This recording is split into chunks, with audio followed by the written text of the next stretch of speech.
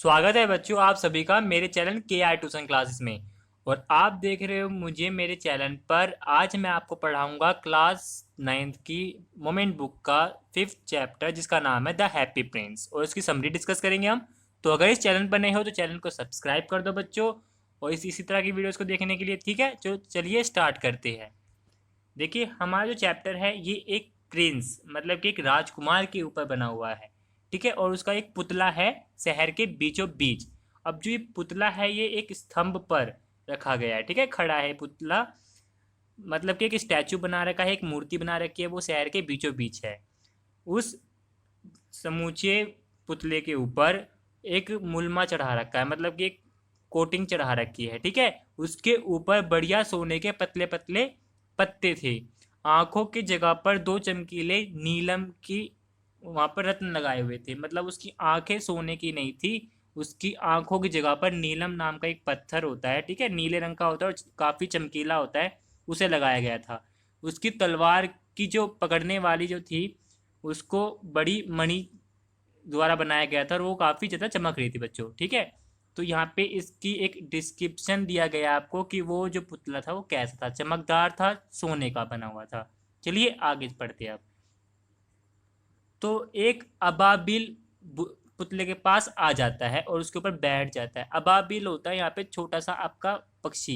ठीक है, चिड़िया से थोड़ा छोटा होता है वो। एक छोटा अबाबिल आया वहां पर और उस पुतले के ऊपर बैठ गया। उसने रात इस पर बिताने का फैसला कर लिया कि भाई मैं पूरी रात इस पर आराम करूंगा।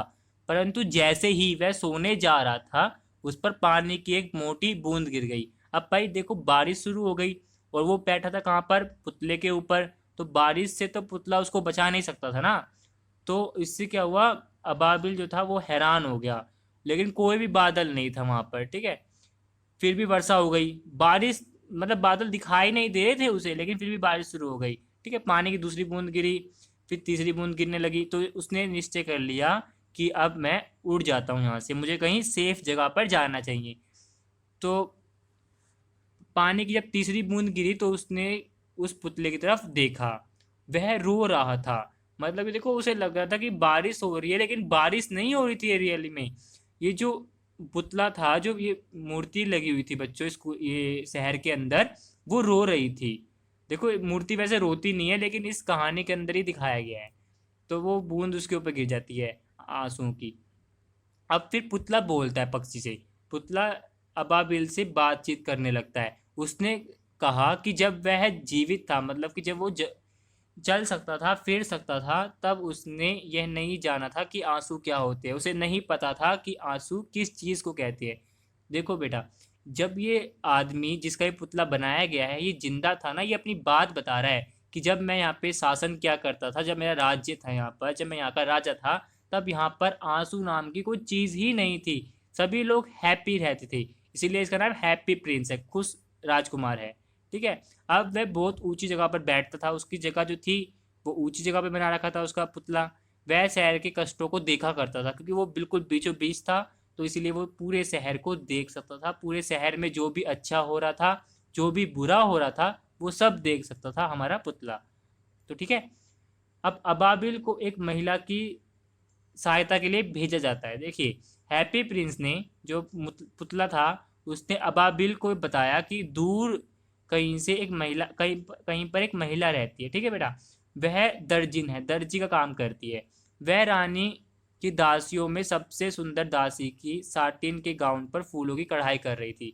मतलब कि उस शहर में जो रानी थी उसकी दासियां, मतलब जो उसकी नौकरानियां हुआ करती थी, उसमें से सबसे सुंदर जो दासी थी उनका एक गाउन कपड़ा होता, ठीक है, गाउन के ऊपर फूलों की कढ़ाई कर रही थी वो दर्जी। दासी ने इसे अगले दरबार में नृत्य में पहनना था, मतलब कि जो नौकरानी थी उसको वो ड्रेस पहन करके राजा के सामने नाचना था। तो इसका मतलब वो जरूरी था उसको, दर्जी को जल्दी जल्दी काम करना ना। बिस्तर पर उसका छोटा लड़का बीमार पड़ा हुआ था। देखो उसका लड़का बीमार था और वो उसे काम कर रहा था। ठीक है, उसको वो ड्रेस हालत में पूरी करनी थी। वह बुखार से पीड़ित था, मतलब कि उसको बुखार था बहुत ज़्यादा। बिस्तर पे लेटा हुआ था बच्चा। हैप्पी प्रिंस ने अबाबिल को उसकी तलवार की जो पकड़ने वाली मुठ थी उसे मणि निकालने के लिए कहा कि भाई तू ये इसमें से ये मणि निकाल दे, में तलवार के पकड़ने वाले हत्थे में से और उस बुढ़िया को, उस महिला को दिया, ठीक है, ताकि वो अपने बच्चे का इलाज करवा पाए। तो अबाबिल अब महिला की सहायता करता है, वो चला जाता है उसके पास। और लेकिन उससे पहले अबाबिल ये भी कहता है उसको कि भाई मेरे जो दोस्त है, जो मेरे जैसे जो पक्षी है, वो मिस्र देश में जा चुकी है और वो मेरा मिस्र में इंतजार कर रही होंगी, मैं नहीं जा पाऊंगा। लेकिन हैप्पी प्रिंस ने उसे एक रात रुकने के लिए कहा। अबाबिल फिर मान गया कि चलो एक दिन की तो बात है, रुक जाता हूँ मैं। उसने मणि को निकाला और महिला के घर पे उड़ गया। उसने मणि को महिला के अंगुस्ताने के पास रख दिया। उसने लड़के के माथे पर हवा भी की ताकि उसका थोड़ा टेम्परेचर सा लो हो जाए। लड़के को थोड़ा आराम लगा, वह गहरी नींद में सो गया। अब बच्चे को ठीक महसूस हो रहा था यहाँ पर। अबाबिल हैप्पी प्रिंस के पास वापस आ जाता है और वो बता देता है उसको कि भाई मैंने उसकी हेल्प कर दी है महिला की। उसे गर्मी का एहसास होता है, लेकिन फिर भी, क्योंकि देखो ठंड थी लेकिन उसे फिर भी गर्मी लग रही थी। हैप्पी प्रिंस ने उसे बताया कि ऐसा इसलिए हो रहा है क्योंकि उसने कोई अच्छा कार्य किया है, ठीक है ना। देखो अगर ठंड थी और उसको गर्मी लग रही थी क्योंकि वो उड़ के गया था ना, तो उसने कोई अच्छा काम भी किया था, इसीलिए उसको प्राइज मिल रहा था एक तरह से। अबाबिल मिस्र उड़ जाना चाहता था, अब वो पक्षी भी मिस्र देश में जाना चाहता था, परंतु हैप्पी प्रिंस ने उसे वहां एक और रात रहने के लिए कह दिया कि भाई तू एक रात और रुक जा मेरे पास। उसने अबाबिल को बताया कि वह एक नाटककार को छोटे कमरे में देख रहा है, मतलब एक नाटक करने वाला वह है, उसको छोटे से कमरे में देख पा रहा है पुतला। वह रंगशाला के निदेशक के लिए एक नाटक को समाप्त करने की कोशिश कर रहा है, मतलब कि वो एक नाटक लिखने की कोशिश कर रहा है, ठीक है, उसके बारे में बता रही है। परंतु इसे इतनी ठंड लग रही थी कि वह लिख नहीं सकता था, क्योंकि देखो ठंड का मौसम था और उससे लिखा भी नहीं जा रहा था, उसे भूख लगी हुई थी। तो उसने कहा कि अबाबिल से कहा कि उसकी आंखों में से एक नीलम निकाल ले, मतलब जो एक चमकीला पत्थर था वो निकाल ले और उस नाटककार को दे दे। तो अबाबिल हैप्पी प्रिंस के पास उड़ के आता है, ठीक है, और उसके आंखों में से नीलम निकाल करके नाटककार को दे देता है। वो खुश हो जाता है, वह उसे नाटक को समाप्त करने की आशा करता है कि भाई तुम जल्दी से अपना नाटक लिख लो। अबाबिल हैप्पी प्रिंस के पास वापस चला जाता है। उसने उसे बताया कि वह उसे अलविदा कहने आया है, कि मतलब कि अब मेरा काम हो गया है, अब मुझे मिस्र में जाना है। परंतु हैप्पी प्रिंस ने उसे एक रात और रुकने के लिए कह दिया। तो फिर भाई वो रुक गया। अबाबिल को माचिस बनाने वाली लड़की की सहायता के लिए भेजा जाता है। देखो इस सीन में क्या होता है बच्चों, हैप्पी प्रिंस जो थे ना, जो वो पुतला था, उसी का नाम हैप्पी प्रिंस है, ठीक है भाई। तो अबाबिल को बताया गया कि नीचे स्क्वायर में माचिस वाली एक छोटी लड़की है। स्क्वायर का मतलब बेटा चौराया, एक चौराहे के पास एक घर बना हुआ है जहाँ पे रहती है एक माचिस बनाने वाली छोटी सी लड़की। उसकी सारी माचिसें नाली में गिर गई है। बताओ कितना बुरा हुआ बेचारी के साथ। यदि वह घर में कोई पैसा नहीं लाई तो उसके पिता उसकी पिटाई करेंगे। अब ये और भी ट्रेजेडी हो गई यहाँ पे।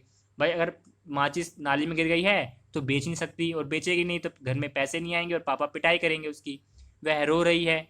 उसने अबाबिल को कहा कि भाई अब मेरी एक आंख का तो तूने निकाल के दे दिया था नाटक वाले को, अब मेरी दूसरी आंख में बचा हुआ है नीलम, उसको उतार करके इस माचिस वाली को दे दे। तो अबाबिल मणि के साथ उड़ गया। उसने मणि को छोटी लड़की के हाथों में रख दिया। इसके बाद क्या होता है, अबाबिल हैप्पी प्रिंस के साथ रहने का हमेशा के लिए निर्णय कर लेता है। देखो इस सीन में बताया गया बेटा कि अबाबिल हैप्पी प्रिंस के पास वापस उड़कर चला जाता है जब वो उस लड़की की मदद कर देता है। उसने प्रिंस को बताया कि वह उसके पास रहेगा हमेशा के लिए, क्योंकि अब वह अंधा हो गया है। क्योंकि देखो उसकी आंखों में नीलम लगे हुए थे ना, तो दोनों नीलम तो चले जा चुके थे उसके पास से। तो अब वो कह रहा था कि भाई अब तुम्हारे पास आंखें नहीं है तो मैं तुम्हारी आंखों की जगह पर, मतलब कि मैं तुम्हारी हेल्प करने के लिए यहाँ पर रुक जाता हूँ। जो तुम देख पाते थे अब वो मैं तुम्हें देख के बताया करूँगा। हैप्पी प्रिंस ने उसे सैर पर उड़ने के लिए कहा और क्या देखा उसे बताने के लिए कहा। उसने अबाबिल को यह भी बताया कि सबसे अद्भुत वस्तु मानव कष्ट होता है, मतलब कि सबसे जो अच्छी चीज़ है दुनिया में, जो हैरान करने वाली चीज़ है, वो है इंसानों का कष्ट, और मानव कष्ट सबसे बड़ा रहस्य है। अबाबिल अब पूरे शहर में उड़ता है और जो कुछ भी देखता है वो उसको बताता है, ठीक है। उसने भूखे बच्चे देखे, उसने काफ़ी गरीब व्यक्ति भी देखे कि काफ़ी लोग गरीब है इस शहर में। हैप्पी प्रिंस ने उसे उसके शरीर में से सोने के पतले पतले जो पत्ते लगे हुए थे ना, उसके ऊपर कोटिंग लगी हुई थी, उसको उतार करके उनको देने के लिए कहा। अब गरीब भी हंसने लगे और बच्चे भी अब खेलने लगे। अब शीत ऋतु का आगमन, तभी बर्फ गिरने लगती है उस रात को, और फिर ओले गिरते हैं। पाला का मतलब ओले गिरना, ठीक है बच्चों। हर एक वस्तु सफेद दिखाई दे रही थी बर्फ के कारण। छोटा बेचारा जो पक्षी था अबाबिल, वो ठंडा हो गया था पूरा का पूरा, परंतु उसने हैप्पी प्रिंस को नहीं छोड़ा। फिर भी वह और अधिक जीवित नहीं रह सकता था। अंत में वह जान गया कि भाई अब वो मरने वाला है ठंड के कारण। अबाबिल ने प्रिंस को कहा कि वह उसका हाथ चूमना चाहता है, ठीक है, क्योंकि उसने इतना अच्छा काम किया है। प्रिंस ने बताया, हैप्पी प्रिंस जो पुतला था उसने बताया कि उसे खुशी है कि वह मिस्र जा रहा है, ठीक है, इसलिए उसने उसे उसके होंठ चूमने के लिए कहा। परंतु अबाबिल ने उसे बताया कि वह मिस्र जाने के लिए अलविदा नहीं कह रहा। अब उसके दरवाजे पर, मतलब अब उसकी ज़िंदगी के दरवाजे पर मृत्यु आ रही है, और वो मृत्यु के घर जा रहा है, और वह मृत होकर के फिर वो वहाँ पर गिर जाता है। अब बूथ को जब देखता है कि भाई मेरा दोस्त जो ये चिड़िया थी ये भी मर गई है, तो वो भी टूट जाता है और वो पिघला दिया जाता है, ठीक है। तो बहुत समय के अंदर क्या होता है, उसके अंदर दरार आ जाती है, हैप्पी प्रिंस का दिल दो हिस्सों में टूट जाता है। मरे हुए अबाबिल को देख करके उसके पैरों में वह गिर पड़ता है। अगली सुबह होती है तो नगर पार्षद जो एमएलए वगैरह होते हैं वो वहाँ पे आते हैं। उनको बहुत बुरा लगता है कि ऐसी हालत हो गई हमारे राजकुमार के पुतले की। उन्होंने घोषणा की कि अब हैप्पी प्रिंस सुंदर दिखाई नहीं दे रहा है, इसलिए अब ये हमारे किसी भी प्रॉफिट या किसी भी हमारे फ़ायदे के लिए नहीं रह गया है, इसको अब तोड़ दिया जाएगा, पिघला दिया जाएगा, ठीक है। परंतु टूटा हुआ दिल पिघला नहीं गया, मतलब कि इसको पिघलाया नहीं जा सका, क्योंकि उस दिल के अंदर भी जान थी बेटा, ठीक है ना। इसे फिर बाहर फेंक दिया गया शहर से। तो इस चैप्टर में जो क्या दिखाया गया है कि परमात्मा का सबसे मूल्यवान दो वस्तुओं के लिए कहना। देखो, परमात्मा ने अपने देवताओं में से एक देवता को शहर में दो अत्यधिक मूल्यवान वस्तु लाने के लिए कहा, भगवान ने, कि बेटा अब देवता को कहा कि जाओ और तुम मेरे लिए इस शहर की, दुनिया की सबसे दो मूल्यवान, जो सबसे ज़्यादा ही महंगी वस्तु है, उनको लेके आओ। देवता हैप्पी प्रिंस के शीशे वाला दिल ले आए और मरे हुए पक्षी को उनके पास ले आए। परमात्मा ने कहा कि छोटा पक्षी अब स्वर्ग के बगीचे में रहेगा और हैप्पी प्रिंस हमेशा सोने के शहर में उनकी तारीफ करेगा। देखो भगवान ने इन्हीं को क्यों चुना, क्योंकि देखो यही जो दो लोग थे, देखो हैप्पी प्रिंस पुतला होते हुए भी उसने अपनी आंखें भी लोगों की मदद में दे दी, और उसने अपने ऊपर सोने की परत भी लोगों की भलाई में लगा दी। और चिड़िया होते हुए भी उसने कितनी मेहनत से अबाबिल ने सब लोगों की मदद की थी। तो इससे हमें भी ये सीख लेनी चाहिए कि हमें जब जितना भी हम कर सके बेटा, देखो हो सकता है कि हमारे पास पैसे ना हो, लेकिन कि जितना भी आपसे हो सके उतनी, पैसों से हो सकता है पैसों से, अगर आप किसी को सलाह दे सकते हो तो सलाह से, हमें हमेशा सबकी मदद करनी चाहिए। अगर आप चाहते हो कि आप अगर कभी मुसीबत में पड़ो और आपकी कोई मदद करे, तो आपको भी किसी की मदद करनी पड़ेगी। जैसा करोगे वैसा ही आपको रिटर्न मिलता है, यही प्रकृति का नियम है। तो अगर भाई वीडियो अच्छी लगी हो तो इसी बात पे एक लाइक जरूर करना, शेयर कर देना अपने दोस्तों के साथ इस वीडियो को, और अगर आप चैनल पर नए हो तो चैनल को सब्सक्राइब कर दो, ताकि आपको और ऐसी वीडियोस मिलती रहे। मिलेंगे आपसे नेक्स्ट वीडियो में, till then bye bye, take care.